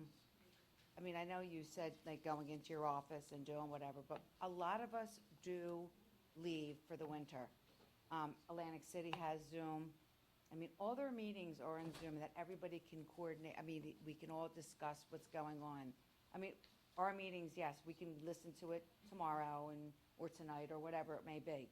But I think that you should open up all the meetings onto Zoom that everybody can have the conversation and be able to discuss and not just listen to it the next day. Why can't we do that? Why is that not happening here? Florida, we listen, you know, we have open conversations. Atlantic City does. Why doesn't Margate? Hello? Yeah, I mean, Yeah, well, but when we were, you saw what happened. When we were live cast, when Jesse can speak to that. Definitely we can talk about this.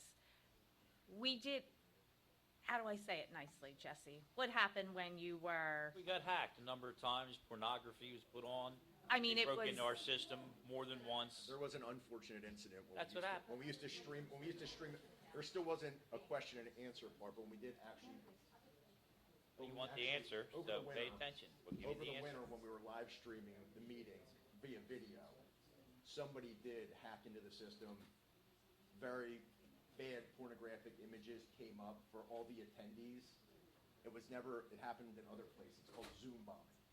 And it actually happened to us. So then the video portion decided at the time it's probably not the best at that time. And then we went to the audio portion only via Zoom because of that issue with the video and being Zoom bombed at that meeting. There has to be some kind of way to override that. I don't know. I'm not a tech. Either Yeah. am I. I just know I mean, I saw, I'm not, I just know but I saw the everybody, image I on the mean, skyline. we're in Florida, and we all do it, everybody does it. I mean, meetings are all on Zoom. I actually was on a Zoom today with a tenant of mine. She's not paying rent or whatever. I was on a Zoom, actually, this is really funny. I was on a Zoom today with a court, with an attorney, and there was like 40 cases. Swear to God, 40 cases. And everybody went here, there. They put you in different rooms. And here I am with my tenant. And then I went to my room, and my attorney went with me to, it's really funny that I'm talking about it. And then I went to my room with my attorney and my tenant, and everybody went to their room. It's all over. I mean, you're talking about Margate. I mean, there's no way that this can't be done. And there's so many people in Margate that leave for the winter. This is an excuse that it can be done. It can be. I was on a case with 40 people from all over in Margate. All 40 cases of like people that didn't pay rent and whatever. It happened. It can happen. You can make this work for all of your people that live in Margate. We all want this done. We're not here. And we need to know what is going on when we're not here. We should have the privilege to know what's going on. You sit there with a smirk, and I mean, I don't know what that I'm not smirk smirking, is. I'm listening You to are. You asked for a reason, then you turned your back. and No, I you didn't got turn my the back. reason. I'm just We're listening giving to you the everybody. reason. We got Zoom bombed a couple times. We probably can come up with a system for a couple Thank you. 100,000. For a couple 100,000. Oh, come on. It's not, no, you have to I'm have. telling you, have I to was have just on a technicians. You have Zoom to have this the morning. equipment. I was on a We're Zoom looking this into morning So with we 40 will- cases. It's not I will- as easy as you think. So again, we will speak with our IT team. I know in that incident, again, we had no choice but to just shut the TVs off and kill the Oh, I the plug. understand that. Yeah. I mean, But obviously. yes, yes. we will look into it for you. Could you please? Yeah, absolutely. I really, really appreciate that. Sure. That's the right answer. I Thank you. appreciate that. Thank you. Thank you. And in the meantime, you could always reach out to one of us, email, phone call. We get I could tell you get 30 requests for stop signs probably in a weekend. And I do return emails, phone calls. So even in the winter, we're available to you. If there's something you hear or you see, or you even have a question, the three of us are very available. Thank you.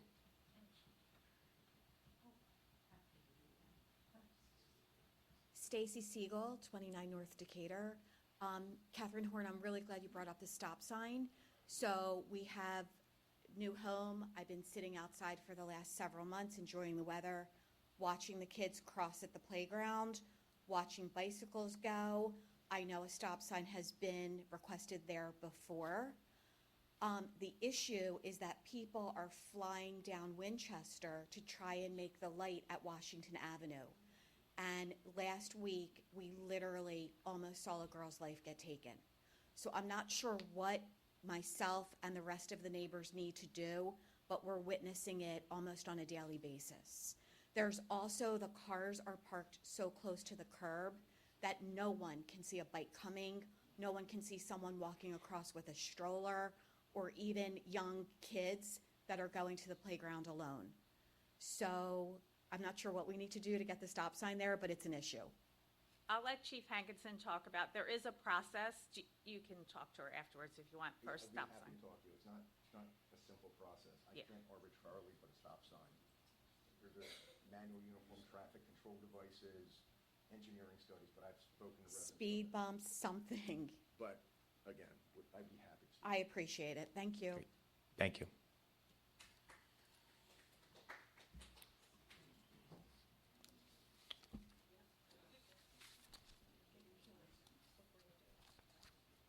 Sorry, I know it's getting late. I'm Grace Perez Navarro, 7701 Atlantic Avenue, the Beach House condominiums. I just, since I came here, I wanted to put on record that I echo everything Frank said, the president of our board, expressing concerns about ordinance number 11. I know that you have tabled it, but I think it's really important to reconsider it, and the risks that it poses to the citizens of Margate. This is Margate, not Wildwood. Thank you.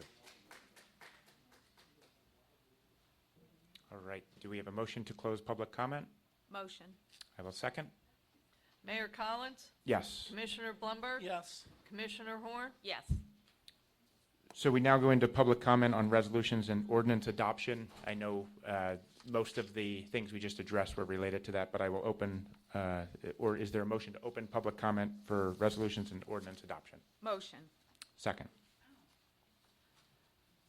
Mayor Collins? Yes. Commissioner Blumberg? Yes. Commissioner Horn? Yes.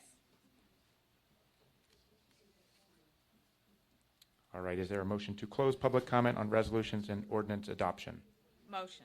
Second? Mayor Collins? Yes. Commissioner Blumberg? Yes. Commissioner Horn? Yes. Mike, if, before we move on, I would like to speak to ordinance number 15 on the parking lot. Respectfully, I would request that we pull and advertise this for a public hearing. For me, it's a huge amount of money and a significant tax impact in the neighborhood of over $450 a year to the average homeowner. I want to say that I think 9 out of 10 people don't know that we're planning to spend this money, and 7 out of 10 are against spending the money and the design in its current form. Many, and me included, would agree that we have parking issues throughout the city in the summertime, and we've had those for my entire life, 64 3/4 years. But 30 spots and what I view as an asphalt jungle for 3 weekends out of the year, it again is a significant amount of money to spend. And I want to remind you, or I'm going to tell you, that some 10 to 12 years ago, we had the opportunity, and I pushed for the purchase of the parcel, which is now the Burger Bus, and we had a beautiful design there. We were going to have like 10 spots. We were going to have a park. We were going to have trees. We were going to have a streetscape. We were going to have picnic tables so that people could really enjoy that as open space. And yes, we would have gained some 10 spots in a lot and 6 spots on the walkway. Mayor Becker and Commissioner Taube at the time rejected that idea because they felt the $650,000 that it would have costed us was way too much of a burden on the taxpayers. $650,000 we could have had that for. And so if, again, I respectfully request that it be pulled. If it's not, if you and Kathy don't agree to pull it, I strongly feel, Mike, that you need to recuse yourself from commenting and or voting on this ordinance, because it's known that the hardware store is less than a quarter of a block away, and that you and your family will stand to personally benefit from the sale and the current design of this property. So in that regard, I respectfully request that this be pulled and that we advertise for a public hearing and let the voters in November decide, just like we asked them to decide if we should build a new firehouse. Do you want to see a new firehouse in Margate? And we couldn't agree, so we went and we asked the voters, and we got the feel from the voters. I don't feel like I'm qualified to speak for a $3 million investment with again, other things that concern me. You know, tanks that might need to be remediated, the idea of how we're going to regulate this parking lot, who we're going to allow park there. Will the business owners be parking there? Will their employees be parking there? Again, I'm pro-business, and I know we have parking problems in the summer, but this is a lot of money, again, not to be repetitive, for, you know, 3 major weekends of the year, and, okay, 10 weeks in the summer where we have increased volume, but certainly I see that as currently designed empty for 9 months out of the year, though it'll be vacant. And that's $3 million is a lot of money. And we're already asking the average homeowner for probably another $400 or $500 in tax increase this year. That's without the county increase. So we're going to saddle the average taxpayer on a $500,000 home for, you know, years to come. And I think we should ask them whether or not they want to invest in this. So that's all I have. Thank you. Okay, so just a few clarifications. Number one, this is for ordinance introduction. I think, and again, Lisa left, but I believe the timeliness of this in respect to the grant application we have pending for this requires this to be introduced today. We can certainly, when it comes up for adoption in future meetings, we can have further discussions on that.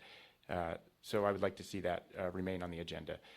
Secondly, the $3 million price tag. So for all of you that are unfamiliar with how government funding works and bonding, we are appropriating funds up to a $3 million amount. The purchase of this property, the negotiated price with our letter of intent is $2.3 million. We have a grant application with the NJEDA in hopes of being awarded up to $1 million towards this project. And but when you, in government funding, you have to allocate for the full amount. And then again, as Lisa spoke in regards to the other bonds, we don't issue the bonds until we have those total dollar amounts and that price comes in. So the $3 million includes the purchase price plus the funding that would get the property up to the parking lot as it was designed by our engineer. As far as any allegation that my business will benefit from this, I think if anybody who's a resident of Margate thinks that, I think that makes no sense. We have the largest parking lot in town as far as a business. That is, with the way our customers shop, that is, no customer is going to walk that distance. The idea behind this, and this was, again, a discussion going back probably to after the election, was to improve parking in our downtown district. So from Boca to Castles, that Ventnor Avenue strip, there is a desire from the residents reaching out to us. The three of us walked the neighborhoods of Margate together, and I'd say maybe the second most talked about complaint was parking in these areas. So we are listening to the residents, trying to address it. The bigger plan, which again, we intend to put forth a plan and a vision for the future in the upcoming year. But at this point, there's, I will say when I took office, the first thing I said when I met with our department heads was I want to take a step back and observe and see how things work and see what we have to address.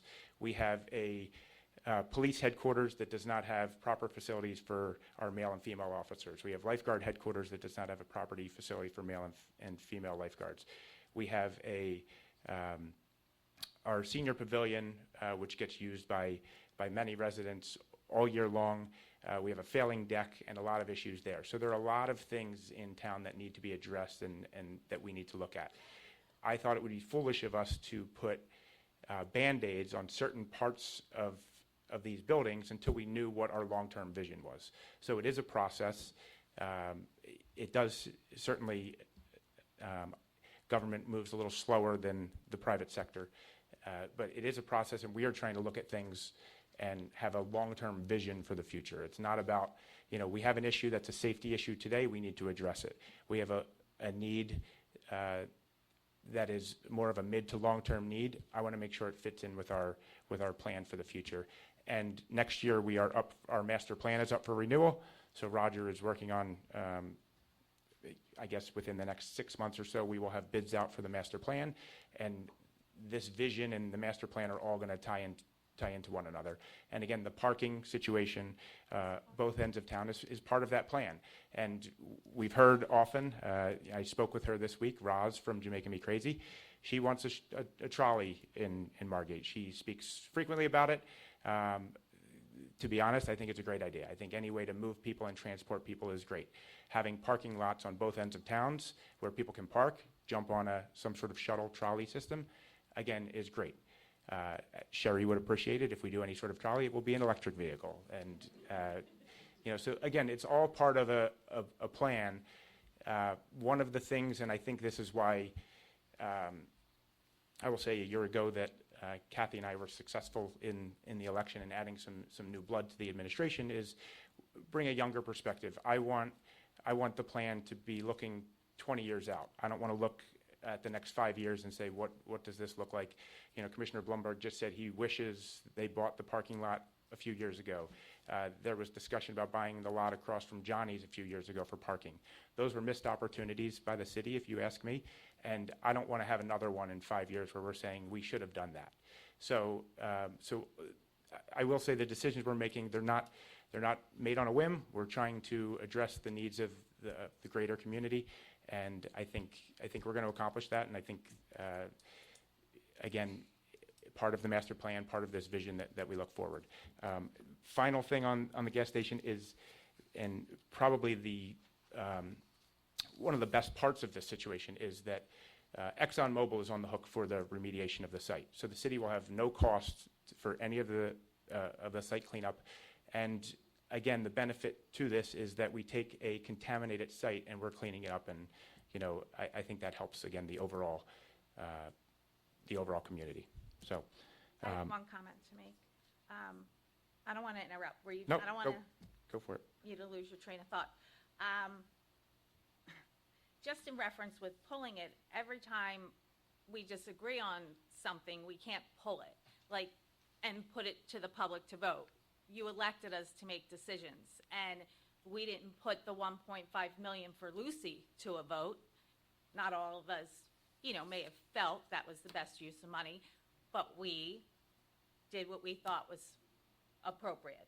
So, along with that, we can't pull everything we don't all agree on. We just vote and see how it goes. Yeah, and I think, again, here's where I encourage, so we talk about a lot of things at these meetings. I really encourage everybody to come to that 5 o'clock workshop meeting where the department heads speak. I know today was pretty brief. We were missing a few department heads. But I really encourage everybody, because that's really where you get to know what is going on in the city, what future projects, what we're dealing with on an everyday basis. And again, I encourage you to reach out to us. If you have an opinion on any one of these matters, I encourage you to come to call me, talk to me, and I'm happy to hear it. And I do reach out and talk to our residents on a daily basis regarding city issues, and it's their feedback which helps provide us guidance in our decisions. So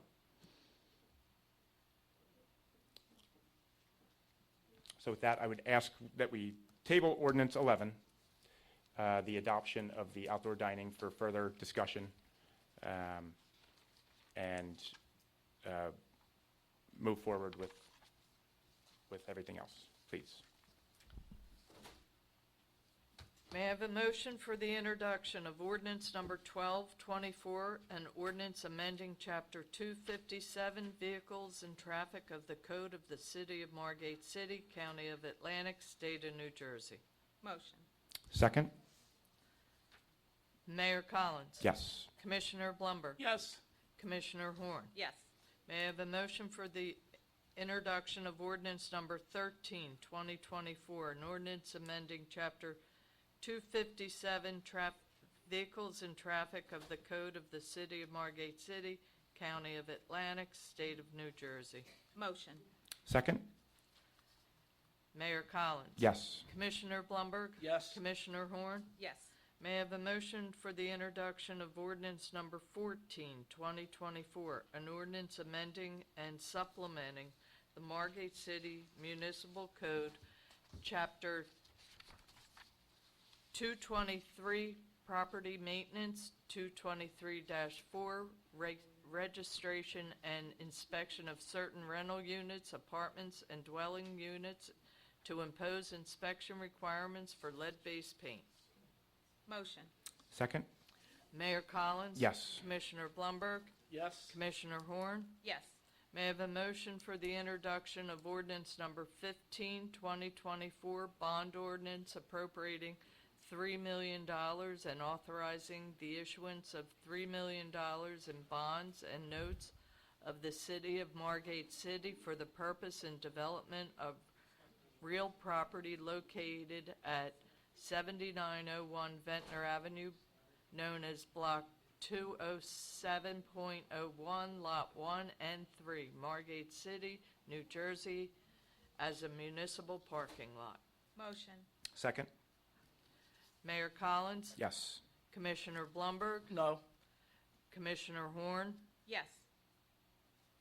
May I have a motion for the adoption of ordinance number 9, 2024, bond ordinance appropriating $600,000 and authorizing the issuance of $570,000 in bonds and notes of the City of Margate City for various capital improvements or purpose authorized to be undertaken by the City of Margate City in the County of Atlantic, New Jersey. Motion. Second? Mayor Collins? Yes. Commissioner Blumberg? Yes. Commissioner Horn? Yes. May I have a motion for the adoption of ordinance number 10, 2024, bond ordinance providing for various water and sewer utility capital improvements in and by the City of Margate City in the County of Atlantic, New Jersey, appropriating $900,000, therefore, and authorizing the issuance of $900,000 bond or notes of the city for financing the costs thereof. Motion. Second? Mayor Collins? Yes. Commissioner Blumberg? Yes. Commissioner Horn? Yes.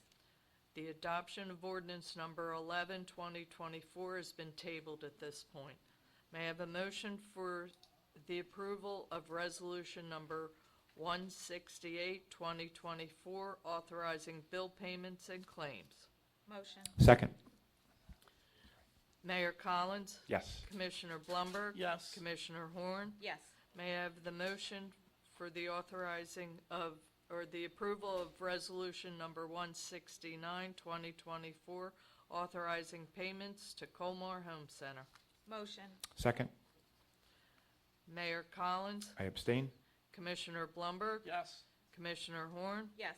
May I have a motion for the adoption of resolution number 170, 2024, governing body certification of the annual audit? Motion.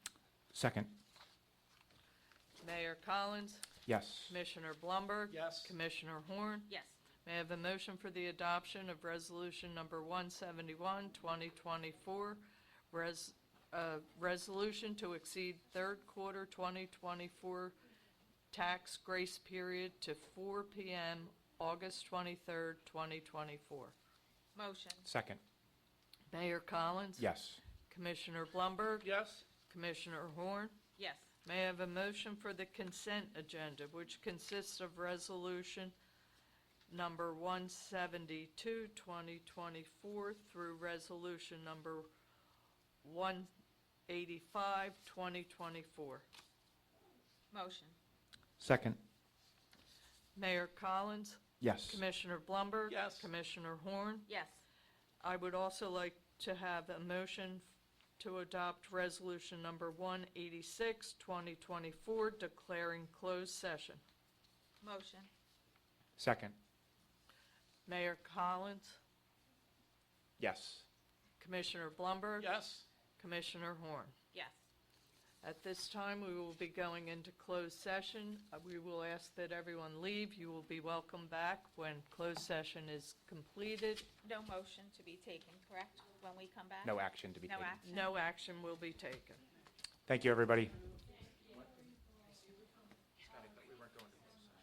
What's this? Well, you basically have, you wanna skip it right now? I mean, you passed the bond, you've got that. And we hired, McCross, special counsel, back. Okay, let's not go into closed session. Tell her to cancel. No, All right. let's go.